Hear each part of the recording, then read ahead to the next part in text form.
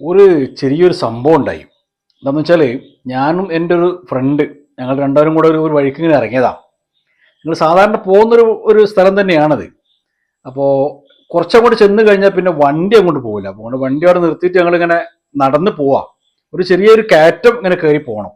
അപ്പോൾ ഞങ്ങൾ താഴെ ഇങ്ങനെ കയറി തുടങ്ങിയപ്പോൾ തന്നെ കുറച്ച് മുകളിലായിക്കൊണ്ട് ഒരു അഞ്ചാറ് ആൾക്കാർ ഇങ്ങനെ കൂടി നിൽക്കുന്നുണ്ട്. അവരെന്തൊക്കെയോ സംസാരിക്കുന്നുണ്ട്. അപ്പൊ ഞങ്ങൾക്ക് താഴെ തന്നെ മനസ്സിലായി ഒരു അത്ര ഒരു പന്തി ഇല്ല, ഒരു സുഖമില്ലാത്ത സംസാരമാണ് പോലെ. ആ കയ്യും കാലിൻ്റെ ഒക്കെ ഒരു ആക്ഷനൊക്കെ കണ്ടപ്പോ ഒരു ഒരു എന്തോ ഒരു പ്രശ്നമാണ് നടക്കുന്ന മാതിരി എനിക്ക് തോന്നി. എന്തായാലും ഞങ്ങളിങ്ങനെ അടുത്ത് ചെന്ന് കാര്യങ്ങളൊക്കെ അന്വേഷിച്ചു. അപ്പൊ ചെന്ന് നോക്കുമ്പോൾ ഞങ്ങൾ അറിയുന്ന ആൾക്കാർ തന്നെയാണ്. ഒന്ന് സുരേഷാണ്, മറ്റേ സുമേഷാണ്. അപ്പൊ ഈ സുരേഷും സുമേഷും തമ്മിലുള്ള എന്തോ ഒരു പ്രശ്നമാണ്. ഓന്റെ കൂട്ടത്തിലുള്ള കുറച്ച് ആൾക്കാരെ കൂടെ കൂടിയതാണ്. അങ്ങനെ ഒരു അഞ്ചാറ് ആൾക്കാരോടുണ്ട്. അപ്പൊ അങ്ങനെ കാര്യം ചോദിച്ചപ്പോ ഈ സുരേഷിന് എന്തോന്ന് കൊടുക്കാനുണ്ട്. അപ്പോൾ അത് കൊടുക്കാത്ത എന്തൊക്കെയോ ഒരു ചെറിയൊരു ഒരു ഒരു പ്രശ്നമാണ് ഇവിടെ. അപ്പൊ എന്ന് വെച്ചാല് സംഗതി കേട്ട് നോക്കുമ്പോൾ ഇവിടെ സുരേഷിന്റെ അടുത്താണ് ന്യായമുള്ളത്. അപ്പൊ ഞാൻ എൻ്റെ സുഹൃത്തിനോട് പറഞ്ഞല്ല, സംഗതി ഇപ്പോ നമ്മളിത് എന്തൊരു പരിഹാരം പറയുമ്പോൾ ന്യായം സുരേഷിന്റെ അടുത്താണല്ലോ. അപ്പൊ നമ്മള് സുരേഷിന്റെ കൂടെ നിന്നിട്ടല്ല സംസാരിക്കേണ്ടത്. അപ്പൊ എടുത്തേം വെക്കിന്റെ സുഹൃത്ത് എങ്ങനെ സുരേഷിന്റെ അടുത്തല്ല ന്യായം, സുമേഷിന്റെ അടുത്തല്ല ന്യായം? അതല്ലടോ, സുരേഷ് അല്ലേ, പിന്നെ സുരേഷിന് കൊടുക്കാനുള്ള പൈസ അല്ലേ സുമേഷല്ലേ കടം വാങ്ങിയത്. അപ്പൊ സുമേഷല്ലേ കൊടുക്കേണ്ടത്. ഇപ്പൊ സമ്മതിക്കൂല. ഇങ്ങനെ ആ കടം വാങ്ങിച്ചാൽ അങ്ങനെ പ്രശ്നമല്ലേ, അതിന് ബാക്കി കാര്യങ്ങളൊക്കെ കേട്ടണോ, അത് പെട്ടെന്ന് തീരുമാനിക്കലാണോ, കാര്യങ്ങളൊക്കെ അന്വേഷിക്കണ്ടേ എന്നൊക്കെ കൂടി പറഞ്ഞിട്ട്. അപ്പോ എനിക്കൊരു കൺഫ്യൂഷൻ ആയത് എന്താപ്പെന്നാണ്. ഞാൻ പിന്നെ ഞങ്ങള് തൊട്ടപ്പുറത്ത് കുറച്ച് ആൾക്കാരൊക്കെ വിളിച്ച് കാര്യങ്ങളൊക്കെ പറഞ്ഞു നോക്കുമ്പോൾ സംഭവം എല്ലാവർക്കും മനസ്സിലായി. ഇത് സുരേഷിന്റെ ഭാഗത്താണ് ന്യായം എന്നുള്ളത്. അങ്ങനെ ഞങ്ങളൊക്കെ കൂടെ കൂടിയിട്ട് സുമേഷിനോട് കിട്ടാനുള്ള എന്താ വെച്ചാൽ വാങ്ങിയിട്ട് സുരേഷിന് കൊടുത്ത് സംഗതി ആയിരുന്നു സോൾവ് ആക്കി പിരിച്ചുവിട്ട്. അങ്ങനെ ഞങ്ങളെ വഴിക്ക് പോയി.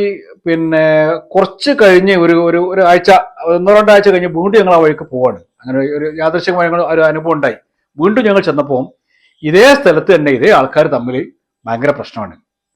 ചെന്ന് നോക്കുമ്പോൾ സംഗതി ഇവർ തമ്മിൽ തന്നെയാണ്, ഈ സുരേഷും സുമേഷും തന്നെയാണ് പ്രശ്നമുള്ളത്. പക്ഷേ ഇപ്രാവശ്യം നേരെ തിരിച്ചാണ്. സുരേഷ് അങ്ങോട്ട് കൊടുക്കാനാ, ഇപ്പൊ സുമേഷിന്റെ ഭാഗത്താണ് ന്യായമുള്ളത്. ഇപ്പൊ ഞാൻ പറഞ്ഞ് ഇത് അന്ന് നമ്മൾ വന്നപ്പം സുരേഷിന്റെ ഭാഗത്താണ് ന്യായം, എന്നിപ്പോ ഇവിടെ സുമേഷിന്റെ ഭാഗത്താണല്ലോ ന്യായം. ഇപ്പൊ സ്വാഭാവികമായിട്ട് നമ്മൾ ഇവിടെ നിൽക്കണ്ടേ.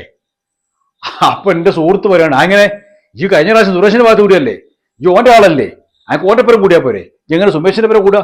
സുമേഷിന്റെ പേര് ഞാനല്ല കൂടിയേ, സുമേഷിന് ഞാൻ പറഞ്ഞോളാം. ഞാൻ ചോദിച്ചു അതെങ്ങനെ ശരിയാകും, ഈ മാത്രം പറയണ്ടല്ലോ, നമ്മൾ ഒരുമിച്ച് പറയാ.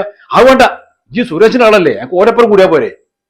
ഞാൻ ചോദിച്ചല്ല, സുരേഷിന്റെ ഭാഗത്ത് അന്ന് കൂടി ശരി തന്നെയാണ്, പക്ഷെ അത് സുരേഷിന്റെ ഭാഗത്ത് അന്ന് ന്യായം ഉണ്ടായിനി. ഇപ്പൊ ഇവിടെ സുമേഷിന്റെ ഭാഗത്താണ് ന്യായം. സുരേഷ് ഇങ്ങോട്ട് കൊടുക്കാനുള്ളത്, ഇപ്പൊ ഞങ്ങൾ ഇവിടെ കൂടില്ല വേണ്ടത്. അതെങ്ങനെ കൂടുക, ജോനപ്പുറം കൂടിയാ പോരെ, എങ്ങനെ അങ്ങനല്ല. ചുരുക്കി പറഞ്ഞാൽ ഇവൻ എന്തായാലും ഇങ്ങോട്ട് നിൽക്കാൻ സമ്മതിക്കൂല. എന്ന് വെച്ചാൽ ന്യായമുള്ള ഭാഗത്തേക്ക് ഇന്ന് നിൽക്കാൻ സമ്മതിക്കൂല. ഞാൻ പറഞ്ഞേ സംഗതി ഈ പറഞ്ഞൊക്കെ ശരി തന്നെയാണ്. അന്ന് ഞാൻ സുരേഷിന്റെ ഭാഗത്ത് കൂടിയിട്ടുണ്ടെങ്കിൽ അന്ന് സുരേഷിന്റെ ഭാഗത്ത് ന്യായം ഉണ്ടായിനി. ഇന്ന് ഞാൻ സുമേഷിന്റെ ഭാഗത്ത് കൂടുന്നുണ്ടെങ്കിൽ സുമേഷിന്റെ ഭാഗത്ത് ന്യായം ഉള്ളതുകൊണ്ടാണ് എന്റെ നിലപാട് അങ്ങനെയാണ്. ന്യായം എവിടെയാണ്, നേരെ എവിടെയാണ്, ആ ഭാഗത്താണ് ഞാൻ നിൽക്കുക. അല്ലാതെ ഏതോ ഒരുത്തന് എപ്പോഴൊന്ന് ഈ പറഞ്ഞത് ശരിയാണെന്നാണ് അവിടെ കൂടി നേരിട്ട് കാലാകാലം ഓന്റെ കൂടെ അങ്ങനെ നിൽക്കാൻ വേണ്ടി ഓന്റെ ഒരു അടിമ എന്ന് നിൽക്കാനും ഞാൻ തീരുമാനിച്ചിട്ടില്ല. എനിക്ക് എൻ്റെ ഒരു നിലപാടുണ്ടാവും. ആ നിലപാട് ഞാൻ തീരുമാനിക്കാൻ എങ്ങനെ വെച്ചാൽ ന്യായം ആരുടെ ഭാഗത്താണ്, നേര് എവിടെയാണ്, സത്യം എവിടെയാണെന്നൊക്കെ നോക്കിയിട്ടാണ്. അല്ലാണ്ട് എൻ്റെ മാതിരി ഒരുത്തി കുടുങ്ങി ആൾ കുടുങ്ങി കിടക്കല്ല. ഞാൻ അപ്രാവശ്യം കൃത്യമായിട്ട് സുമേഷിന്റെ ഭാഗത്ത് കൂടിയിട്ട് സംഗതി അവിടുന്ന് ആൾക്കാരെ കൂട്ടിയിട്ട് പ്രശ്നം പരിഹരിച്ച് പോകുന്നു. ഇതിപ്പോ പറയാനുള്ള കാരണം എന്താ വെച്ചാല് കഴിഞ്ഞ 10 കൊല്ലമായിട്ട് ഇവിടെ LDF ഭരിക്കുകയാണ് കേരളത്തിൽ. സഖാവ് പിണറായി വിജയന്റെ നേതൃത്വത്തിൽ, CPM-ന്റെ നേതൃത്വത്തിലൊക്കെ LDF ഭരിക്കുകയായിരുന്നു.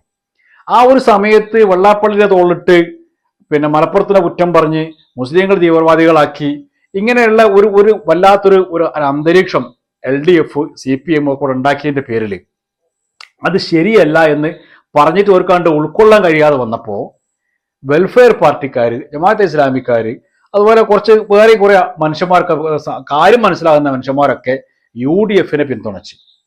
അങ്ങനെ UDF-ന് നല്ല ഭൂരിപക്ഷത്തിൽ ഭരണവും കിട്ടി, 102 സീറ്റും വാങ്ങിയിട്ട് പിന്നെ VD സതീശന് മുഖ്യമന്ത്രിയാകുകയും ചെയ്തു. പക്ഷെ VD സതീശൻ മുഖ്യമന്ത്രി ആയി എന്നുള്ളതൊക്കെ ശരി തന്നെയാണ്. വെൽഫെയർ പാർട്ടിക്കാർ പിന്നെ VD സതീശനെ പിന്തുണച്ചെന്നുള്ളത് ശരിയാണ്.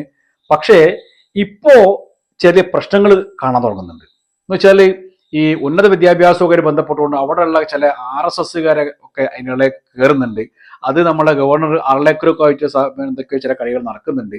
അപ്പൊ അതിനെതിരെ വി ഡി സതീശനോ അല്ലെങ്കിൽ ഉത്തരവാദപ്പെട്ട ആൾക്കാരൊന്നും സംസാരിക്കുന്നില്ല എന്ന് കണ്ടപ്പോൾ ഈ വെൽഫെയർ പാർട്ടിന്റെ വിദ്യാർത്ഥി സംഘടനയായ ഫ്രട്ടേണിറ്റിക്കാര് MG സർവകലാശാലയിലേക്ക് ഒരു പ്രതിഷേധ മാർച്ച് നടത്തി.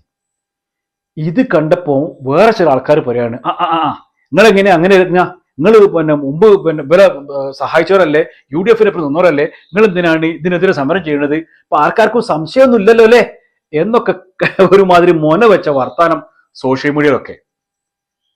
സംഭവം എന്താന്ന് വെച്ചാല്, ഒരു മുന്നണിയുടെ ഭാഗമായി നിന്നിട്ട് അവരുടെ കീഴിൽ അവർ പറഞ്ഞ എല്ലാ സംഗതികളും അംഗീകരിച്ചോളാം എന്ന് വെൽഫെയർ പാർട്ടിക്കാർ ജമാഅത്ത് ഇസ്ലാമിക്കാരൊന്നും പറഞ്ഞിട്ടില്ല. ഒരു സന്ദർഭം വന്നപ്പോൾ അവിടെ ന്യായം ആരുടെ ഭാഗത്താണ്, നേരെ എവിടെയാണ് നോക്കിയിട്ട് അന്ന് UDFനായിരുന്നു പിന്തുണ കൊടുക്കേണ്ടത്, അത് കൊടുത്തിട്ടുണ്ട്. ഇപ്പോഴും UDFന്റെ ഭാഗത്തുള്ള എല്ലാ നല്ല കാര്യങ്ങൾക്കും പിന്തുണ ഉണ്ട്. അതേസമയം UDF ആയിക്കോട്ടെ, ഇനി വി ഡി സതീശൻ ആയിക്കോട്ടെ, കോൺഗ്രസ് ആയിക്കോട്ടെ, ലീഗ് ആയിക്കോട്ടെ, ആരായാലും അവർ ചെയ്യുന്ന ഒരു കാര്യം നേരല്ലെങ്കിൽ, തെറ്റായ വഴിക്ക് അവർ പോകുന്നുണ്ടെങ്കിൽ അത് ചൂണ്ടിക്കാണിക്കണം, അത് തിരുത്താൻ ശ്രമിക്കണം, അവരെ തടയണം.